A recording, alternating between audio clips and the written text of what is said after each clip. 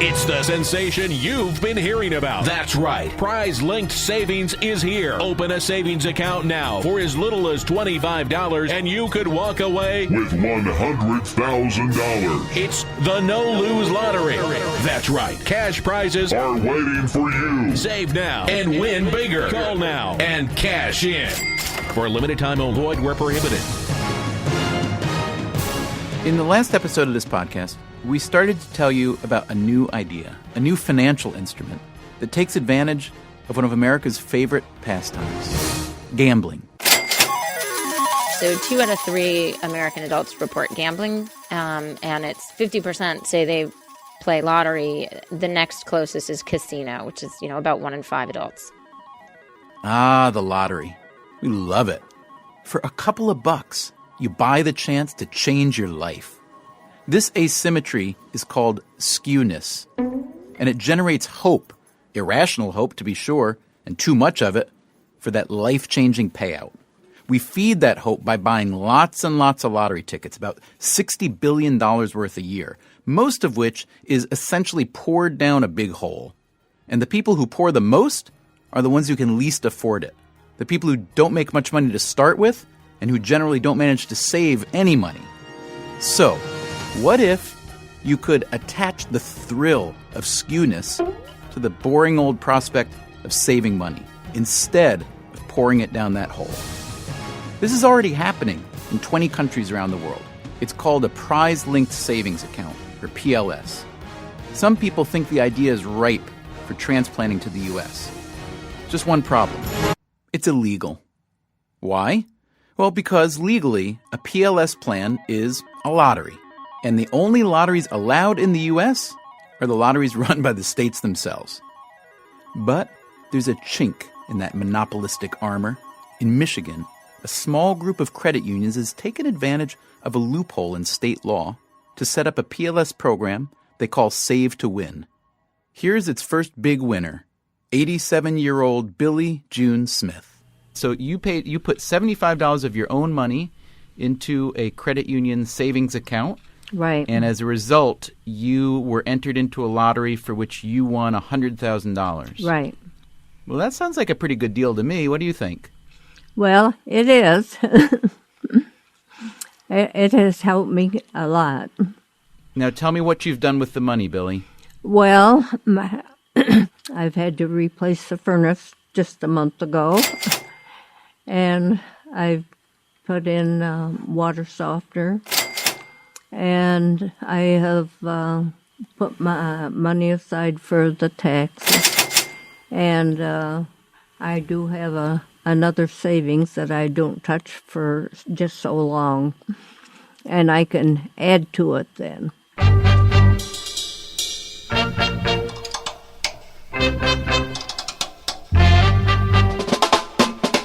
From American Public Media and WNYC, this is Freakonomics Radio. Today, part 2 of the No-Lose Lottery, why state lotteries and the mighty U.S. Treasury Department don't want you to put your money into a savings account. Here's your host, Stephen Dubner. Prize-linked savings, or PLS accounts, have a long history. In the UK, the government-run premium bond program has been around for decades. Every month, it pays a top lottery prize of £1 million. A few years ago, a bank in South Africa started a PLS program that was hugely successful, so much so that the National Lotteries Board of South Africa sued to have it shut down. It's hard for anyone but the government to run a lottery when the government thinks the only lottery should be run by the government itself. And that's the biggest obstacle to bringing PLS plans to the U.S. The biggest lottery in this country is run by New York State. Gordon Medenica, the state lottery director, says that 75% of New Yorkers play, which generates $7 billion in annual sales. But in order to get there, New York, like most states that have a lottery, had to rewrite its existing laws that prohibited any kind of gambling. New York first began in 1967, and it was the second state after New Hampshire to come in. What was the original impetus? Was it a budget shortfall, essentially? Did the state feel we need money? We can we can void this ban on gambling in the state and come up with a way to do it? I think it was both a desire to raise money, and also I think it was a recognition that playing was going on anyway. And it was an attempt to tax and regulate an activity that they knew was very common among citizens. And whether you go back to the numbers games that existed in urban areas and quite frankly still exist, or those kinds of activities, and even sports betting today, which of course technically is illegal, but we all know is a huge business. And I think there was a recognition on the part of lawmakers that, much like prohibition, better to tax and regulate than to, ostensibly call something illegal and pretend it doesn't go on. State governments do more than tax and regulate their lotteries. They take a big cut for themselves. Now, in gambling circles, the commission, taken by whoever operates the game, is known as the rake. With state lotteries, the rake can be as high as 60%. That means that as little as 40% of the money taken in from ticket sales ends up in the pool that pays the winners. The rest of the money usually goes to education and to cover overhead, marketing, and sales commissions. Now, compare the lottery's rake to the slot machines in a casino. They pay out more than 90%. Yeah, it's a lot of money they take off. Here's Melissa Carney, an economist at the University of Maryland who studies lottery gambling. States ostensibly run the lottery, to at least initially it was, let's provide an alternative legal lottery product or numbers product, right, to the illegal groups. It'll be transparent. It won't be corrupt. But then they declare themselves monopolies and they take a big cut, which is, we can think that's a really high price, right? Consumers are paying a very high price to buy this type of product. They can't get it from anywhere else legally. And then they have the lottery commissions have the mandate to increase revenue. So they innovate, they advertise, they market. They sort of behave like monopolists. What do we know about people who play the lottery? What's, for instance, the socioeconomic breakdown? Okay, so this surprises a lot of people, but people throughout the socioeconomic distribution play the state lotteries. And so it's, roughly 50 to 60% of men, roughly 50 to 60% of women, roughly 50 to 60% of people across the education spectrum. So people with, high school dropouts, high school degree, college graduates. And when you look at the absolute dollars reported spending, it's not that different across the income distribution. So sort of lower income households spend about as much in dollar terms as higher income households. The flip side of that, of course, is that it winds up being a larger share of lower income households' total spending. So states have a monopoly on lotteries, and the people who can least afford to play buy just as many tickets as people who make a lot more money. That's why scholars like Carney and Peter Tufano at the Harvard Business School think that prize-linked savings plans could help America's pathetic savings rate. So why hasn't the idea gained more traction here? According to Tufano, the main culprit is history. I think the reason that this product exists elsewhere and not here is because of the, I don't want to say accidents of history, but the path that history has taken in America over a long period of time. I'm not a banking expert, nor am I a lawyer, but it's been explained to me that the prohibitions on banks engaging in lottery activities goes back to the 1930s when, for whatever reason, the activities that some banks pursued made regulators very nervous about them having anything to do with the lottery, which is why you can't walk into a bank and buy a lottery ticket. And so that may have been a really smart legislation back then, and it may still be smart legislation now, but it seemed to have, in this instance, thrown out not only lotteries, but also savings programs that have chance elements to it. So that's half of the equation. The other half of the equation is that as a public finance matter, American states and localities have relied on lotteries as a way to close public finance deficits. There are other ways to close those deficits, and unfortunately they're going to be quite large, I suppose, looking in the future. But when public entities were given the right to use this vehicle to raise funds, other parties were prohibited from using this same vehicle, and therefore there are prohibitions against private parties running lotteries in virtually every state.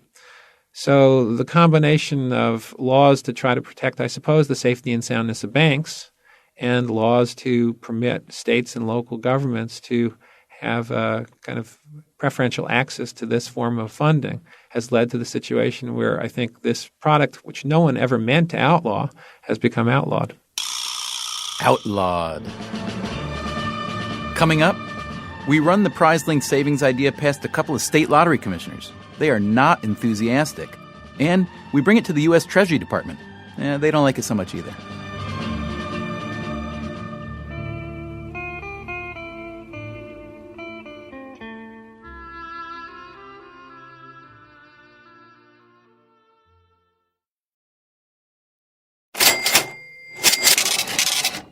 It makes sense that a state-run lottery might see a prize-linked savings plan as a natural rival. But the New York State Lottery, for a little while at least, actually considered teaming up with Harvard's Peter Tufano on a PLS plan. Here's Gordon Medenica again from the New York State Lottery. We called it a no-lose lottery ticket. And basically what the concept is that you buy a ticket, and it would be an expensive ticket, let's say $100, but you can never lose the base of it. And then we pool those funds, invest them, just like a mutual fund or anything else like that.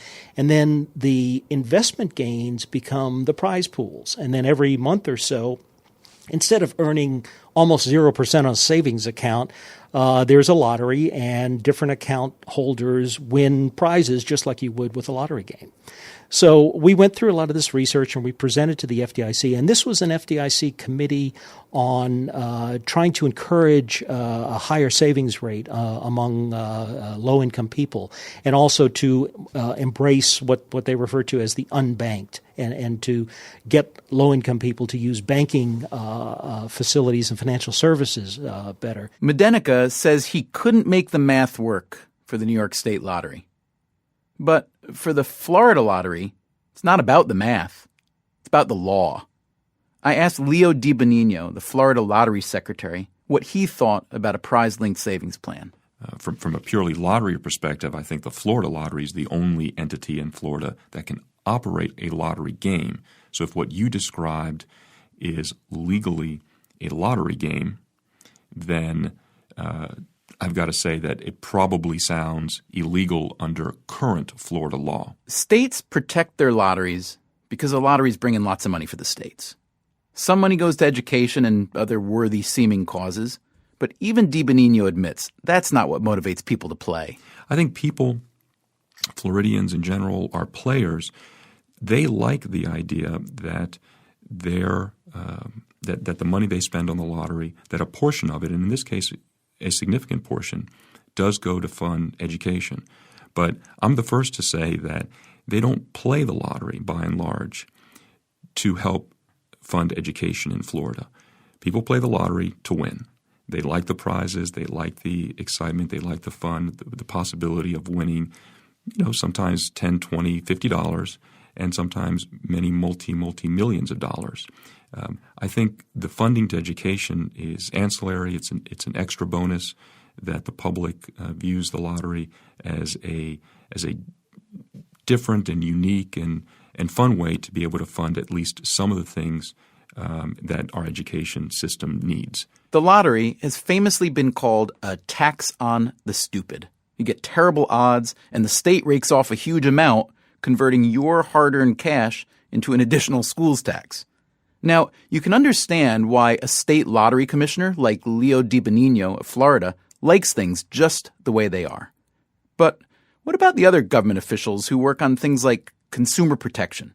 What about someone like the Assistant Secretary for Financial Institutions at the U.S. Treasury Department? His name is Michael Barr. We talked to him a few weeks ago. He's since stepped down. I doubt it had anything to do with our interview. And I asked Barr if he ever played the lottery. I haven't really played the lottery. I think probably if I went back over my 45 years, I may have bought a scratch ticket or two in my 20s. Now, why do you not play the lottery? It's a fool's errand. As you undoubtedly know, there are a handful of people who will make some money out of the lottery. But most people, most of the time, will lose money. It's not a great way of spending one's scarce resources.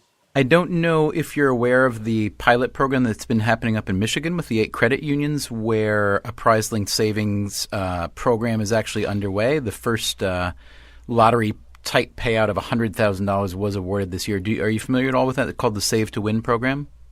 I have not actually studied that. So the folks who are trying to make this happen come up against a very simple reality, which is that it's typically illegal. That a private institution like a bank or a credit union is not allowed to run a lottery according to state law, that state law typically forbids gambling, and in order to allow a state, let's say, to run a lottery itself, there's a loophole that must be written, and those loopholes have been written. Most states do have their own lotteries, but for someone else to come in and do it, it would be illegal. If you looked at the landscape and thought, in my role as in Treasury here, I would like to encourage people to save more. I'd like to make it worthwhile for them to save more. And I'd like to remove barriers that prevent them from participating in projects that let them save more. Would you be in favor of sponsoring or trying to get rolling some legislation that would allow for a widespread deployment of prize-linked savings? Do you think that's something that Treasury should get its momentum behind? One of the things that I've learned in my role at Treasury is that picking fights that one doesn't have to pick is not the wisest course of action unless it's something that's absolutely essential to take on. And I wouldn't have put that in the category of high priorities to wage into a discussion of state gaming law. But if your job is to help American families save more and be better financial stewards generally, and we know that tens of billions of dollars are being spent on lottery tickets every year, which you called a fool's game. And one alternative is to offer bank savings accounts whereby a customer can put in $100, enter a lottery, maybe win, probably not, but maybe, and keep the $100. Why isn't that something that's worth considering even in a politically fractious environment, when the potential benefit, getting people to save more, seems to be much larger than the potential downside of angering some state lottery commissioners, let's say? I think there are lots of different ways of encouraging greater savings among all American families, and I think we should continue to innovate and to try new approaches. I think that the question that you posed is potentially one aspect of one way to do that.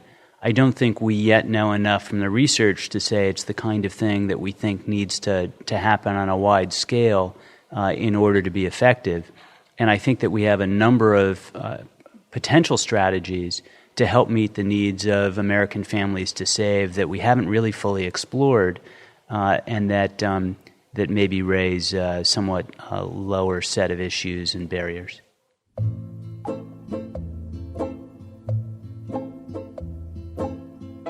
All right, so the Treasury Department doesn't like prize-linked savings accounts. Lottery commissioners, they don't like the idea either. But up in Michigan, the one state where it's now legal, they like it fine. The Save to Win program has taken in $18 million in deposits this year. And 2 other states, Rhode Island and Maine, have just passed legislation to give PLS a try. Now, maybe you think this is a terrible idea. Maybe you think people ought to save money on their own. But you know what? We don't. People respond to incentives. And for a lot of us, the incentive to save for retirement, for emergencies, for whatever, is weak. Why? Well, because the payoff is abstract and it's too far in the future. It's the opposite of skewness. This dilemma doesn't just apply to saving money. Think of a school kid, 3rd or 4th grader. You want me to do what? To bust my butt in school for 10 more years and then go to college just to get some job I probably won't even like? Or think about crime and punishment. If you look at the data, it turns out that the death penalty does not work as a crime deterrent. Why? Because as it's currently practiced, with the punishment waiting so far out in the future, through a maze of delays and appeals, the incentive simply isn't strong enough to stop me from pulling the trigger right now. Sometimes you need stronger incentives. Or maybe just some good smoke and mirrors. That's kind of what a prize-linked savings plan could offer. In a country where it's easy to borrow your way to bankruptcy, where you can buy lottery tickets anytime you buy a loaf of bread, PLS is like a big neon billboard that turns a boring old savings account into an exaggeration of itself. Stick some money in here, it says, and you just might hit a big payday. And even if you don't, well, your money still belongs to you. I'll buy that for $1. Wouldn't you?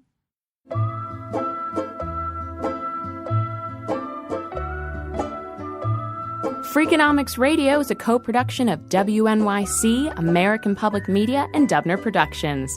This episode was produced by Beret Lamb, whose lucky lottery number is 8. David Herman is our engineer, and he never seems to get lucky. Our executive producer is Colin Campbell. Subscribe to this podcast on iTunes, and you'll get the next episode in your sleep.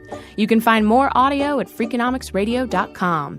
And as always, if you want to read more about the hidden side of everything, go to the Freakonomics blog at nytimes.com.